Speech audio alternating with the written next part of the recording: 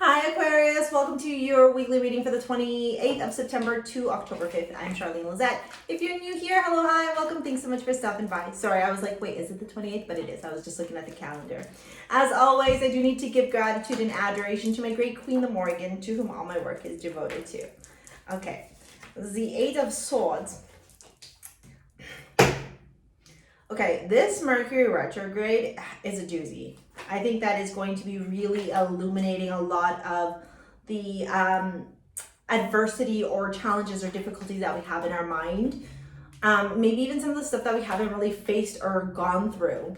Damn. Yeah. Look at that. 5, 6.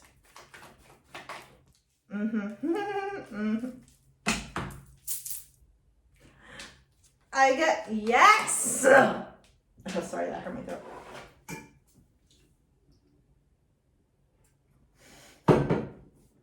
That was not from the diaphragm, that was from the throat, and that hurt. Okay. Well. Welcome, Mercury retrograde, taking us on this wild ride, right? You got the Eight of Swords and the Ten of Swords to start off your reading. Baby, you're up in your mind, you're feeling blocked, you're feeling limited, you're feeling stuck, you're feeling helpless, hopeless, betrayed. You're feeling all the fucking feels. Jesus Louises. But somewhere along this week, you recognize that every single like conflict, adversity, difficulty, challenge that you've gone through has been for your highest good, to teach you something, to help you see, to help you understand, to help you learn about yourself. And here you are showing up in your reading. You're like, no. This is just learning opportunities. We're moving on now, please.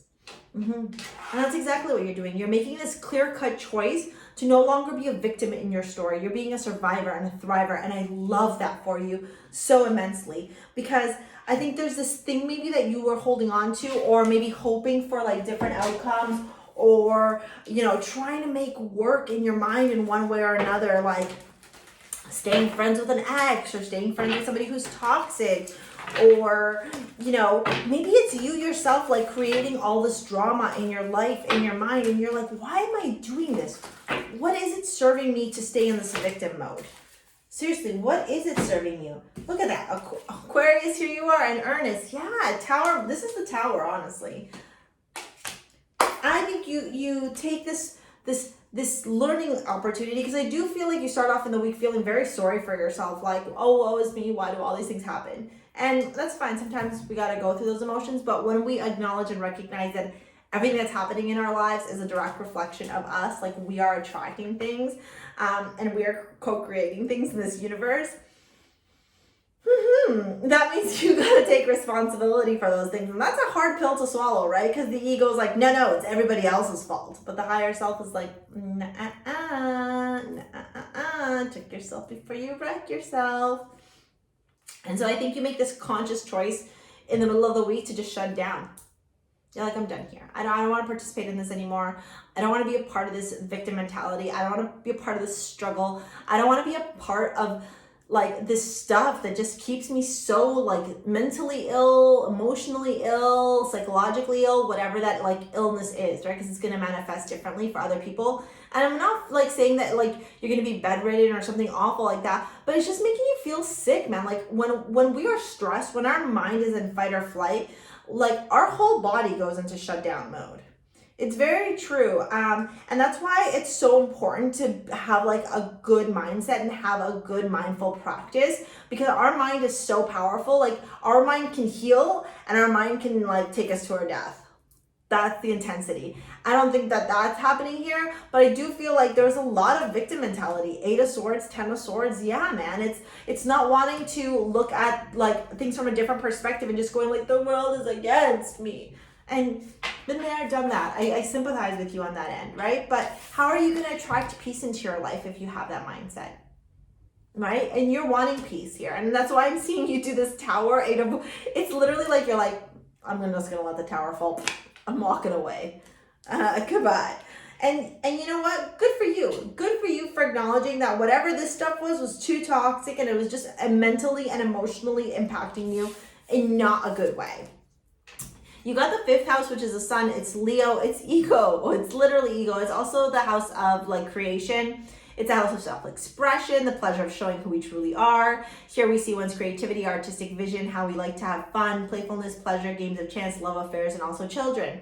Maybe these are patterns with your love partners. Maybe these are patterns with kids. Maybe these are patterns that are showing up that are very like ego, like inner wounded child stuff, right? That you're recognizing, oh my God, I gotta stop doing that stuff, you know? And I see you literally going, we're done doing this stuff. We're done doing this stuff. You got earnest here, and then you got the tower here. You're like, we're done. You're like, done. What is it? What is it from Full House? Oh my God, I'm aging myself. Cut it out, whatever it was. Yeah. And look what you do. Look what you do here. Oh, I'm so happy for you. The Sun, the 9 of Cups, and the 10 of Pentacles. So you say goodbye, good riddance to all the suffering. And as soon as you do that and you change your mindset, you welcome in all this prosperity, all this abundance, all this happiness, all this joy, all this beautiful, positive, like just so much fulfillment here, so much happiness, so much wish fulfillment here for you. And I love that for you, Aquarius, because you deserve that. Okay? So yeah, you know, it's perspective, right, babe? If we're looking at shit half empty all the time, if I'm always saying this is half empty, my whole life is gonna show up half empty. If I'm like, this is half full, guess what? The world is half full. It's like gratitude energy. All right. Okay, Aquarius, let's move into your love reading. Based off this, I'm gonna recommend actually 2 different pieces. Okay. The one I'm gonna recommend is this one. It's called Ishel. It's got all these beautiful crystals blended together. You can see it's fairly colorful. Let me see if you can see that better. I don't know. It's meant to transmute any like lower vibrational energy into happiness, love, joy, courage, bravery. And there's a necklace. I was trying to see if it was here, but it's not. It's called Hathor. Okay, it's this really, really cool necklace. It's one of my favorite creations I've made. So if you're more into necklaces than bracelets, I would totally recommend getting Hathor. It's got like the evil eye. It's got all these same crystals as well, but it's just like a thinner beaded necklace with a rose quartz tinier pendant. All right. Definitely any crystals that like citrine, aquamarine, amazonite, amethyst, just like happy rose quartz, happy crystals. Happy crystals are what you're needing, babe. Okay, release your ex. Wow, okay, maybe for some of you this is an ex that you've just been holding on to and you were like, no, I can never let them go. Yeah, stay optimistic about your love life. Positive thinking and faith will bring you romance and give your relationship a chance to work on your partnership.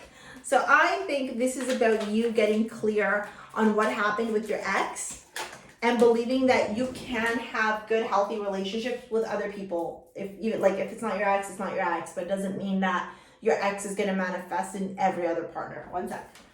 Let me get this. Yeah, the 4 of Cups. I think there's like a part of you that's like maybe holding on to like the narrative, the toxicity, the pain, the suffering, and the universe is going like, it's time. It's time for you to just let it go, baby. Let it go. Stay optimistic about your love life. Let's see what's going on here. Strength, yeah. Believe, have courage. Honestly, I think this is going to be a big week of revelations. You got Leo here twice. So I don't know if your ex was a Leo or if you have Leo placements as well. And then you got Judgment. Give your relationship a chance. Wow, the universe is most definitely clearing up a cycle for you and making you and helping you see that just because one partnership or one connection didn't work doesn't mean that they're all going to be the same. And also helping you to acknowledge where you play a role in attracting those toxic partners. Boom. Those karmic relationships. There's a video in my channel called Karmic Relationships. I'll link it at the end of this video for you.